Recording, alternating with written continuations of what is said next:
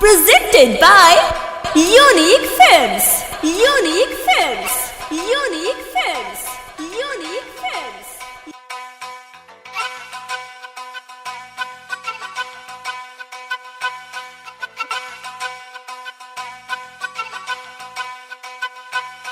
मेहंदी लगो तवे कल्हे बारात आई। देखो तानी कौन सरवा दुल्हन बनाई, दुल्हन बनाई, दुल्हन बनाई। हो मेहंदी लगो तवे कल्हे बारात आई।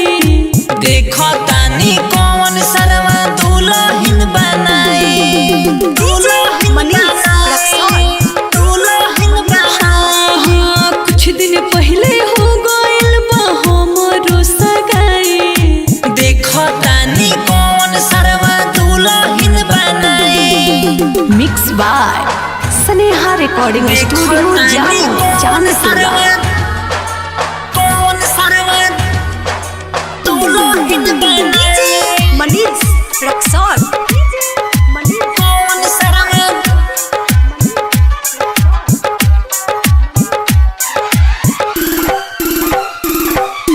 दुल्हन बनाई, दुल्हन बनाई। जननी न जान हमरे दिन उतराता। यही से तो जान हमर दिलवा दुखाता। जननी न जान हमरे दिन उतराता। यही से तो जान हमर दिलवा दुखाता। बत मन जाहो, जन जन जाहो, बत मन जाहो। जन जन जाहो। सब रिलेशन में कड़वा बटले बा हमर भाई। देखो तानी कौन सरवा दुल्हन बनाई। मेहंदी लगो तवे कल्हे बारात आई। देखो तानी कौन सरवा दुल्हन बनाई। Mix by Sneha recording studio Janpura. Presented by Unique Films. Manish Rexall. कौन सरवा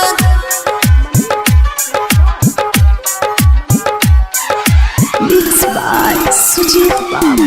दुल्हन बनाई, दुल्हन बनाई। बोलो मुरीते सुतने तड़पिल हम हो। दिलवा के बात सुनो सारा मासूम हो। बोलो मुरीते सुतने तड़पिल हम हो। दिलवा के बात सुनो सारा मासूम हो। गुल सुदर्शन ये पूछे ले, सुजित बाबू ये सोचे ले। इतने प्यार करेलो तो काहे बने लो कसाई। देखो तानी कौन सरवा दुल्हन बनाई। मेहंदी लगो तवे कल्हे बारात आई। देखो तानी कौन